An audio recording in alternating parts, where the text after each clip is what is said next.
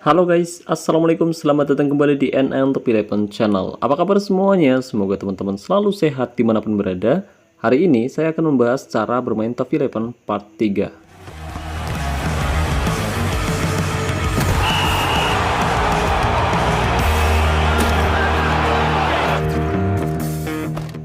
Oke guys, jadi hari ini saya akan membahas cara bermain Top 11 Part 3. Nah, pada kesempatan kali ini ada beberapa hal yang akan saya bahas.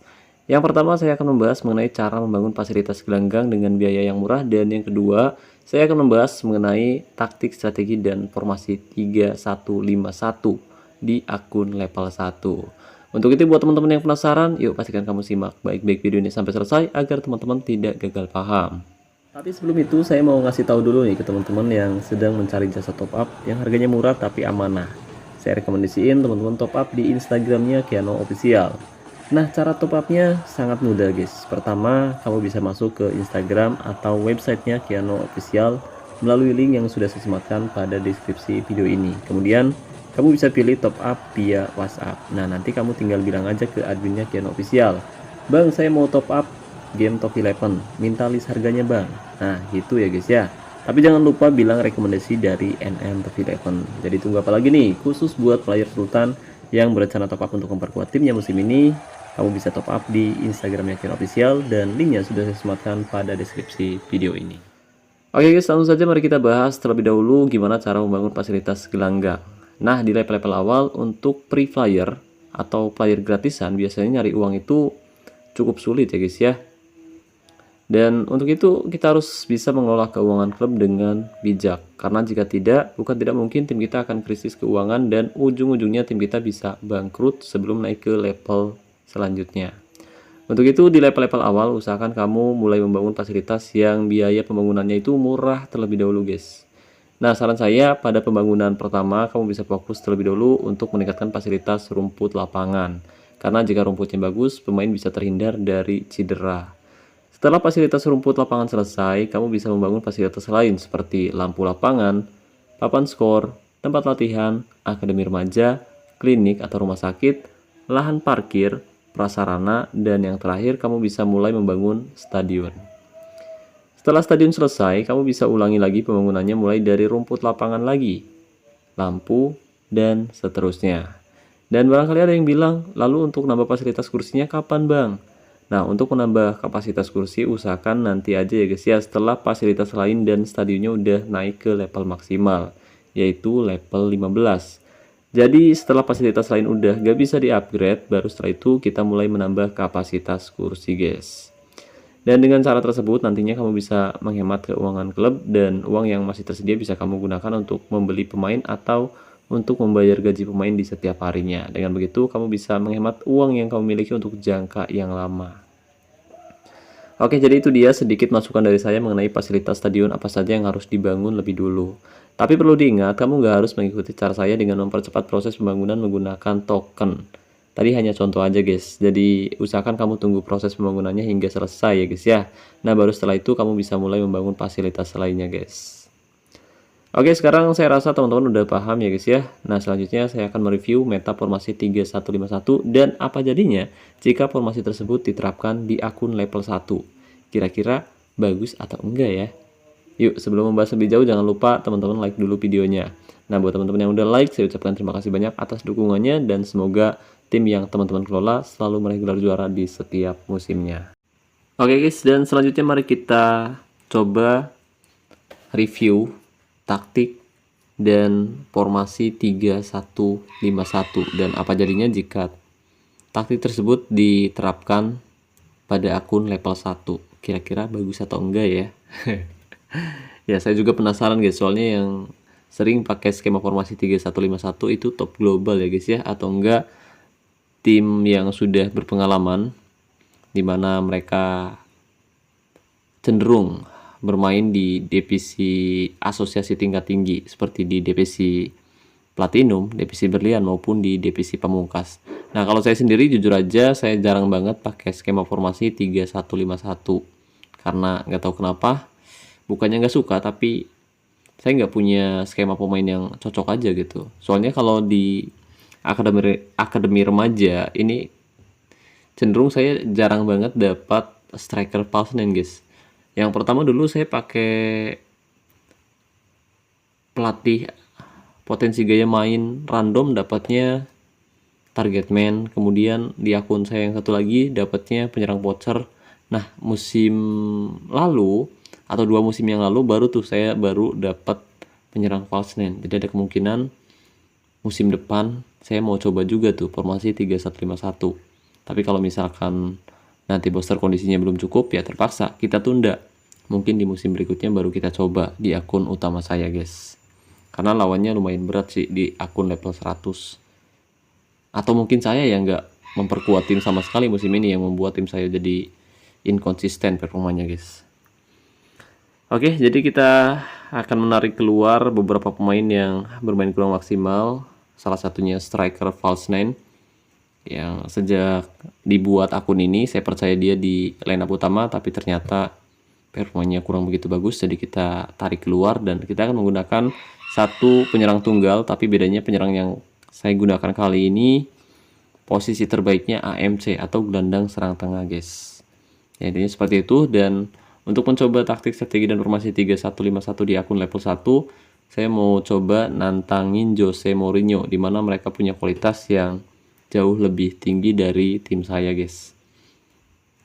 Nanti kita lihat, akankah tim saya yang punya kualitas lebih rendah mampu mengalahkan Jose Mourinho yang kualitasnya lebih tinggi. Nah, tentu teman-teman penasaran. Dan mungkin ada yang bilang, Bang, mudah banget ngalahin Jose Mourinho, Bang. Pakai skuad seadanya juga bisa.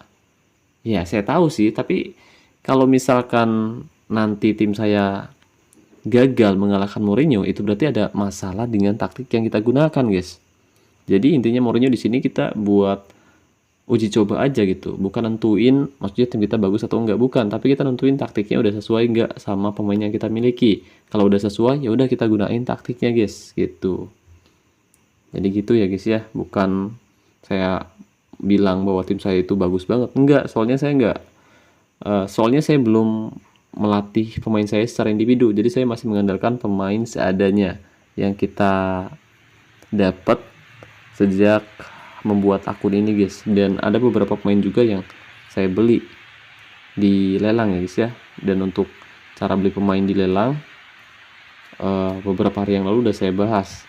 Jadi buat teman-teman yang belum tahu, coba cek videonya di channel saya. Soalnya saya beli beberapa pemain yang harganya murah di lelang guys, untuk memperkuat tim saya musim ini. Soalnya kalau misalkan kita langsung beli pemain mahal, ya uangnya habis, jadi sayang banget pak.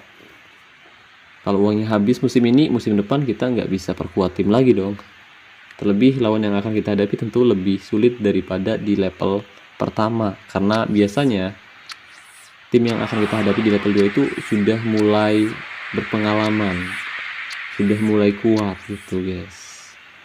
Oke, jadi untuk taktiknya sendiri, kali ini saya menerapkan taktik dengan mental tim menyerang, fokus umpan perpaduan, gaya umpan perpaduan, serangan balik mati, gaya tekanan rendah, gaya tackle mudah, gaya penjagaan jaga daerah tertentu, dan jebakan offside nyala. Tapi perlu diingat, untuk taktik, strategi maupun formasi bisa saja berubah sewaktu-waktu tergantung situasi di pertandingan ini guys. Oke, dan pertandingan sudah berlangsung tepatnya di menit ke-11. Kita lihat FC Buteng mencoba melakukan build up dari area pertahanan, umpan jauh ke depan, tapi berhasil digagalkan oleh Moutinho. Kita lihat FC Buteng kembali membangun serangan. Almeida cukup baik, pergerakan yang sangat-sangat bagus, umpan pendek, Bastok di sana, tapi sayang sekali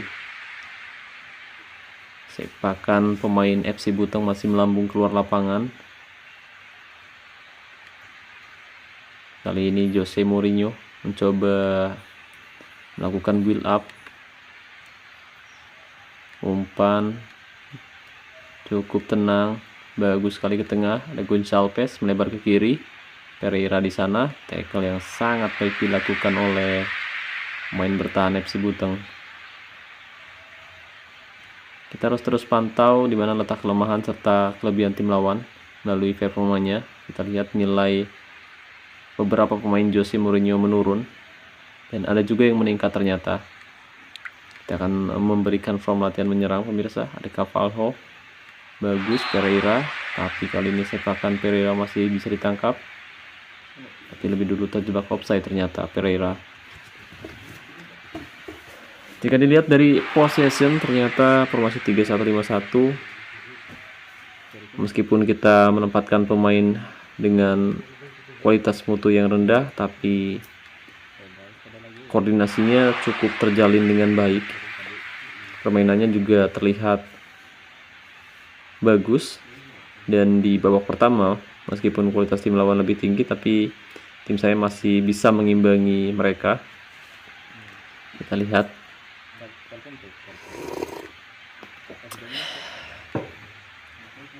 Umpan cukup tenang, sepakan dari Lukas. Tembakan dari FC Butang masih bisa diblok oleh Lukas, maksud saya. Kali ini Mourinho mencoba membangun serangan kembali, lebar ke sisi kanan, ada Moutinho di sana. Cukup baik, umpan crossing, Gonçalves, tapi beruntung Begil menjaga gawang FC Butang mampu meninju kulit bundar pemirsa. Wih, peningkatan performa terlihat dari pemain FC Butang. Nah, pemain Jose Mourinho maksud saya.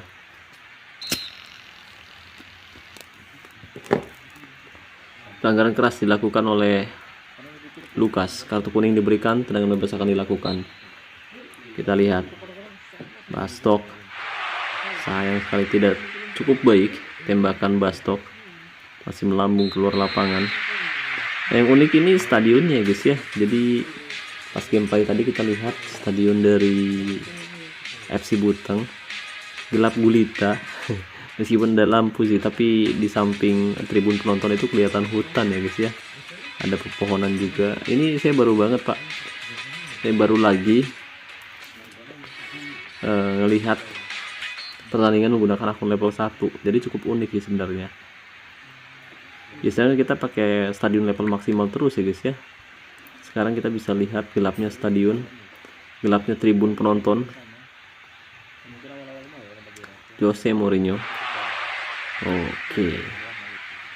Ya, ada pepohonan juga, kabutnya menyelimuti setiap sudut hutan. Para penonton sudah memadati tribun sejak tadi pagi. Kita lihat, padahal belum ada toilet ya. Udah kita bangun apa belum ya? Lagi dibangun ya toiletnya ya. Ini orang-orang pipisnya di mana guys? Oh, gol tercipta luar biasa. Almeida mampu memanfaatkan situasi bola rebound. Kita lihat ya, finishing yang sangat baik dari Almeida. Skor 1-0 di menit ke-58. Kita lihat meskipun ini pertahanan Mourinho FC main cukup bagus, tapi ternyata FC Butang mampu mencetak gol lebih dulu di babak kedua. Gonçalves, Pereira di sana coba melewati penjagaan, umpan crossing bagus sekali. Cukup solid ini pertahanan FC Butang, meskipun kita hanya menempatkan 3 back di sini. Penurunan performa terlihat dari pemain belakang Mourinho pemirsa.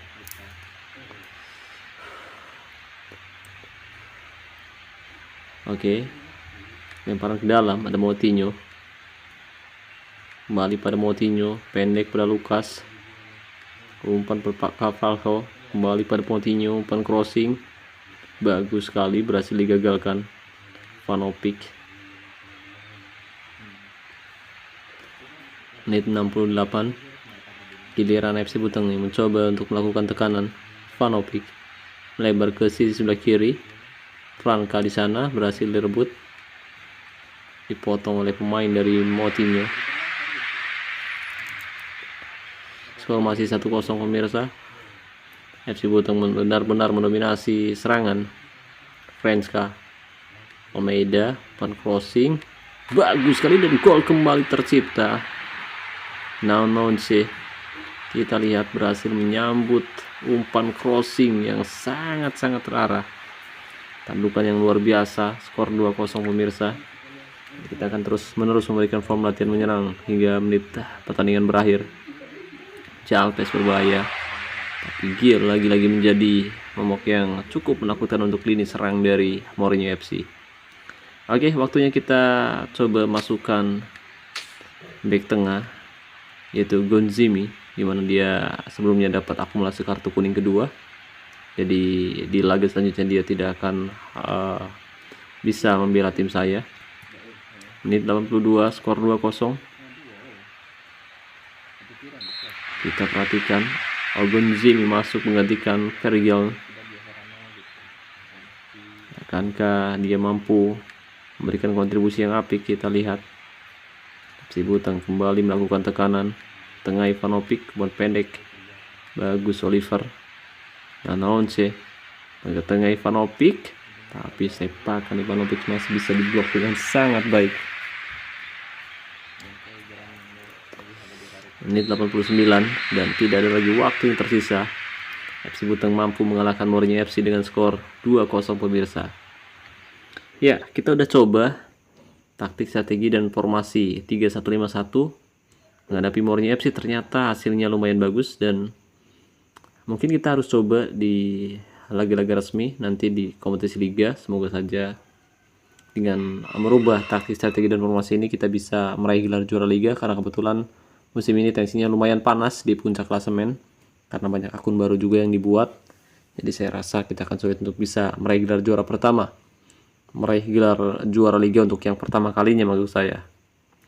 Oke, di sini dengan skema formasi 3-1-5-1 ternyata kita lebih banyak mendominasi penguasaan bola hingga 70%. Padahal dari segi kualitas mutu Mourinho jauh lebih diunggulkan, tapi ternyata kita mampu mendominasi penguasaan bola cukup jauh. Dan di sini kita juga lebih banyak melakukan percobaan tembakan ya guys ya. Lebih banyak melakukan percobaan tembakan. Sementara untuk man of the match yaitu gelandang serang kiri dari FC Butang. Gelandang kiri maksud saya. Ya, dengan performa 8 dia bermain sangat baik. Begitupun beberapa pemain lainnya, dan penjaga gawang Gil ternyata dia juga main bagus guys. Oke. Jadi itu adalah pertandingan yang cukup menarik, dan ya saya sekarang udah nggak penasaran lagi, ternyata formasi 3-1-5-1 juga bisa diterapin ke akun level 1. Kita lihat gol pertama yang dicetak oleh FC Butang lewat umpan jarak jauh. Kemudian Bastok melakukan tembakan keras dari jarak dekat, tapi bola sempat bisa ditepis. Kemudian salah satu pemain FC Butang berhasil menyambut si kulit bundar dan melesakkan bola ke gawang Mourinho FC. Gol kedua juga didapat dari skema yang cukup apik, kerjasama yang luar biasa dari pemain FC Butang. Kita lihat Almeida kemudian memberikan umpan pada Franca, kembali pada Almeida kemudian memberikan umpan crossing menggunakan kaki kiri yang disambut dengan sangat luar biasa oleh nomor punggung 21 Enonce maksud saya. Dan itu adalah 2 gol yang diciptakan oleh FC Butang ke gawang Mourinho FC. Oke, jadi kesimpulannya taktik, strategi, dan meta formasi 3-1-5-1 ternyata cukup bagus diterapkan ke dalam game Top 11 ya guys ya. Cukup bagus digunakan di akun level 1. Jadi saya rasa mungkin buat teman-teman yang pengen coba silahkan coba dulu, tapi lihat dulu hasilnya seperti apa menghadapi 5 lawan kamu di Liga Cup maupun di Liga Elite. Jika ternyata hasilnya bagus dan tim kamu selalu meraih kemenangan, kamu bisa gunakan taktik tersebut untuk jangka yang lama. Oke, jadi mungkin itu saja yang bisa saya bahas kali ini. Terima kasih banyak buat teman-teman yang telah menonton video ini sampai selesai. Semoga pembahasannya bermanfaat. Terima kasih juga untuk membership Penantep 11. Terima kasih buat partnership Penantep 11 yaitu Kian Official. Dan saya ucapkan terima kasih banyak buat teman-teman yang selalu mendukung dan mendoakan saya sejauh ini. Wassalamualaikum warahmatullahi wabarakatuh. Salam olahraga, salam Top 11 Indonesia.